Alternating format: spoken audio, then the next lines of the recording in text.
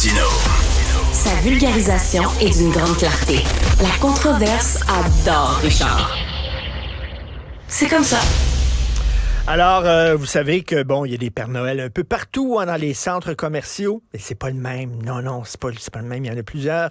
Alors, il y a des gens qui disent, c'est facile de devenir Père Noël si tu veux faire ça dans le temps des fêtes. Là, ils te donnent un costume, une barbe, une fausse bédaine, puis tu t'en vas là-bas. Non. Faut suivre des cours. Hein? Oui, il y a une école pour apprendre à être Père Noël. Louis-Philippe Messier, qui patrouille la ville à la recherche d'histoires toutes plus croustillantes les unes que les autres, journaliste urbain au Journal de Montréal. Il est allé à l'école du Père Noël. Salut Louis-Philippe. Bonjour Richard. Écoute, c'est une école de Père Noël. C'est quoi? C'est combien d'heures de cours pour devenir Père Noël?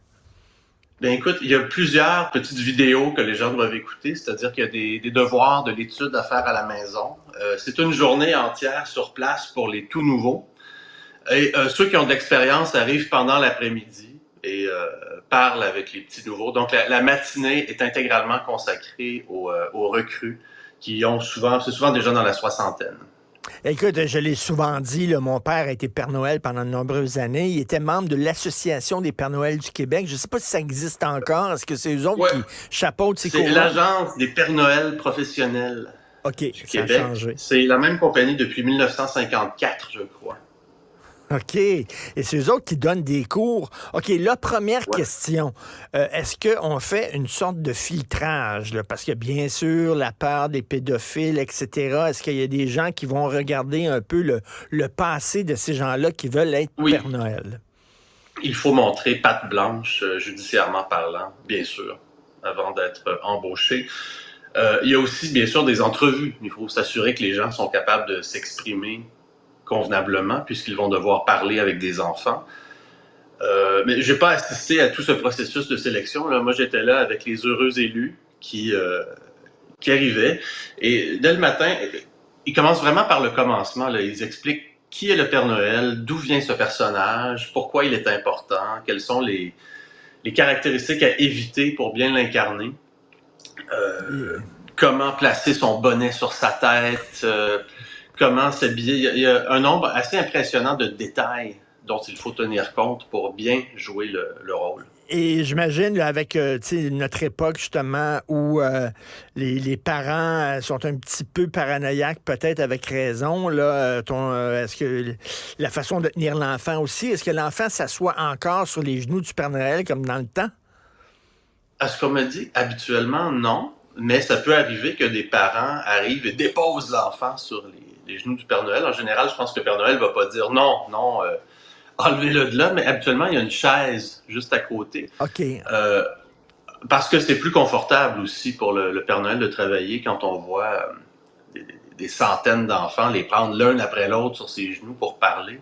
C'est plus facile de l'avoir devant les yeux avec un peu de distance. Et il faut aussi, tu reçois presque des confessions. Là. Les enfants adorent le Père Noël et lui disent des choses des fois très intimes. Mon père, lorsqu'il était Père Noël dans les centres commerciaux, ce qu'il entendait de jeunes enfants, c'est moi pour Noël, j'aimerais ça que mon père arrête de me battre.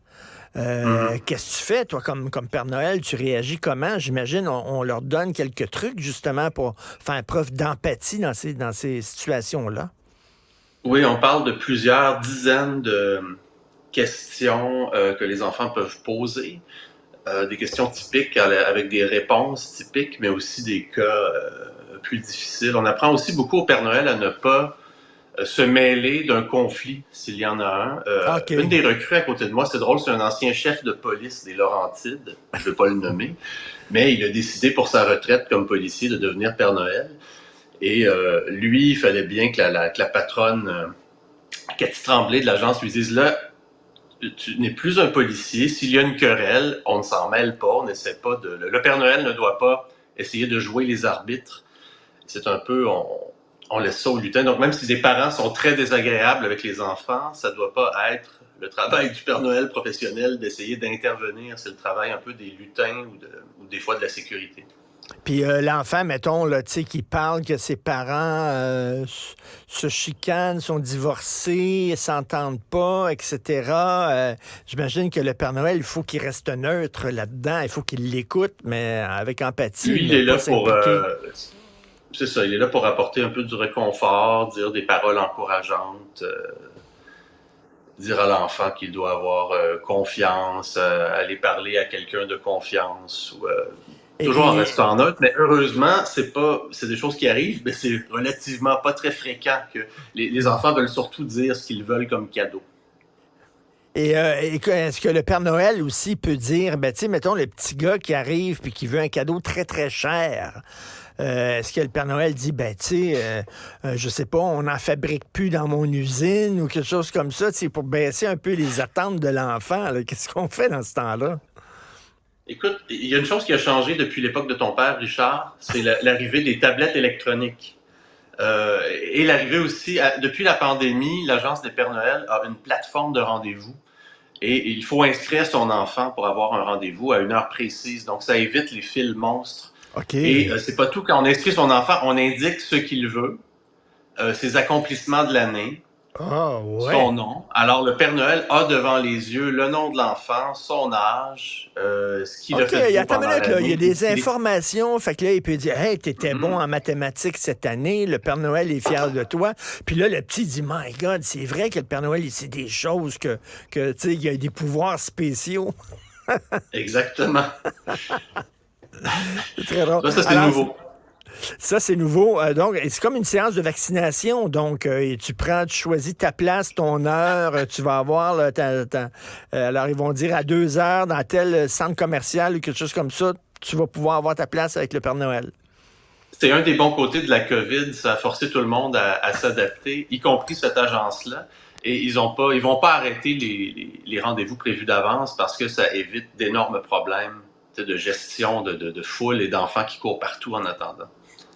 Écoute, est-ce qu'on s'est diversifié dans le Père Noël? Est-ce qu'il y a des Pères Noël noirs? Est-ce qu'il y a des Pères Noël racisés, non-binaires? Des Mères Noël? Ouais, Est-ce que tu en as vu des Mères Noël, toi? Non, je n'ai pas vu de Mère Noël. Je n'ai pas vu de gens racisés. Il y avait des Pères Noël plus maigrichons que d'autres. C'est assez impressionnant la diversité de gens qu'on peut habiller en Père Noël, y compris moi à la fin. Les autres se moquaient un peu de moi, me demandaient si j'allais être un lutin, parce que j'étais peut-être pas assez costaud ou assez rondouillet. Mais à la fin, une fois qu'on porte le costume, c'est assez impressionnant la métamorphose. Est-ce que tu le fais, toi? Te fait le Père Noël pendant quelques heures? Malheureusement, non. J'ai seulement essayé l'habit, Le costume, mais c'est ça. J'ai vu la photo avec toi. J'ai vu la photo avec toi. Il y a toujours la Fée des Étoiles. Il y a des clowns. Mon père, lorsqu'il était Père Noël, il était tout le temps accompagné d'un clown qui, je dois l'avouer, mon père ne prenait pas une goutte d'alcool. Jamais pris de l'alcool de sa vie. Il ne buvait seulement que du lait, comme les vrais Père Noël. Le clown, des fois, on m'a dit, il avait le nez rouge comme le reine, là, à côté. Il était un petit peu paf, là. J'imagine qu'il faut faire attention aussi, là. Ouais, ben c'est deux. Les Pères Noël ont leur propre patron, leur propre gestionnaire, et les lutins en ont un autre que je n'ai pas rencontré. C'est comme deux équipes distinctes. Oui, mais un des Pères Noël me dit, j'ai travaillé dans un centre commercial, la Fée des Étoiles était extraordinaire parce qu'elle rendait les enfants joyeux, les parents. Donc, il peut y avoir vraiment une différence de qualité entre les différentes fées et les différents lutins.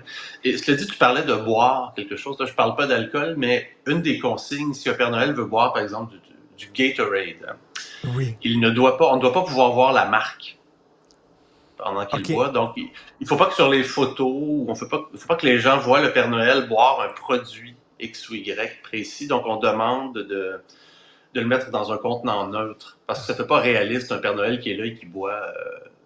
Et j'imagine, il ne faut pas qu'il enlève sa barbe puis tout ça, puis devant les enfants, parce que là, moi, je me souviens, quand on a dit à notre enfant, ma blonde et moi, que le Père Noël n'existait pas, il commençait à vieillir, puis tout ça, puis il y a des gens, il m'avait dit, papa, il y a des gens à l'école qui disent que le Père Noël, il n'existe pas, puis tout ça, puis j'aimerais que tu me dises la vérité. Alors là, grosse question, est-ce que tu mens à ton enfant? où tu lui dis la vérité parce qu'il te fait confiance. C'est une grosse question existentielle. On y avait dit finalement qu'il n'existait pas. Il était tellement fâché, il était furieux. Rentrer dans sa chambre, claquer la porte, on dirait qu'il n'était pas content. Donc, jusqu'à quel âge on fait croire au Père Noël, aux enfants? Question existentielle. C'est une très bonne question, mais je pense qu'à l'agence, ils refusent personne. Je pense pas qu'il y a un âge. Ah En fait, non? je dis ça, écoute, je le sais pas. Sûrement pas des adultes, là. Mais imagine, il y a aussi différents. Imagine que la personne y croit. Tu sais, si tu as 16 ans, tu es peut-être un peu simple d'esprit. Pourquoi te refuserait-il? Ah ouais, c'est vrai, C'est ça, on peut dire que des fois, l'enfance n'a pas d'âge. C'est vrai. Alors, Quoi qu'à l'Halloween, là, quand les gens, là, je sais pas, ils ont comme 18 ans puis ils passent l'Halloween, moi, c'est des enfants. Là. Je non. m'excuse, je donne pas des bonbons à des gens de 18 ans et plus, là, tu sais. Mais est-ce Même que... s'ils sont bien divisés. Alors, qu'est-ce que tu as appris? C'est quoi dans les autres codes et les autres avertissements qu'on donne au Père Noël? Écoute, j'ai appris que porter ce costume-là, c'est très chaud comme costume. Là. J'ai rapidement suffoqué. Il faut rester très calme. On ne peut pas porter cet habit et s'énerver. Oui. Ça explique peut-être une partie un peu de la lenteur du Père Noël. Il faut avoir des gestes très posés. On apprend aussi à ces hommes-là à ne pas forcer leur voix. Jadis, on voyait souvent des gens qui disaient là, ho, ho, ho, et qui criaient. Et on ne fait plus ça. On fait oh, oh, on marche lentement parce que c'est artificiel, c'est agaçant et on dit aux hommes de s'exprimer normalement. Père Noël, il y a le Père Noël de centre commercial, mais il y a les Pères Noël aussi des fois qui vont, c'est le cas de mon père aussi, de temps en temps, il allait dans des hôpitaux voir des enfants malades et certains très malades aux soins palliatifs et tout ça, puis c'est l'hôpital qui faisait venir le Père Noël. Ça prend une habileté particulière. Là. Mon père revenait, là, puis je te dis, il avait le moton dans la gorge, là, puis il pleurait, puis tout ça, parce que les enfants, là, tu sais, j'aimerais comme cadeau que tu guérisses mon cancer. Là, c'est pas évident à entendre ça quand tu es un adulte. Vraiment pas. C'est ça. C'est un cas spécial. Je présume qu'ils envoient leur Père Noël le plus émérite pour ce genre de mission. Ben merci. Écoute, l'année prochaine, tiens, j'aimerais que tu fasses la Fée des Étoiles. Louis-Philippe, faut être ouvert, donc fais la Fée des Étoiles. Oui, tout est possible de nos jours, Charles. Louis-Philippe Messier, merci beaucoup. Salut. On peut lire ton texte dans le Journal de Montréal sur le site. Salut, bye.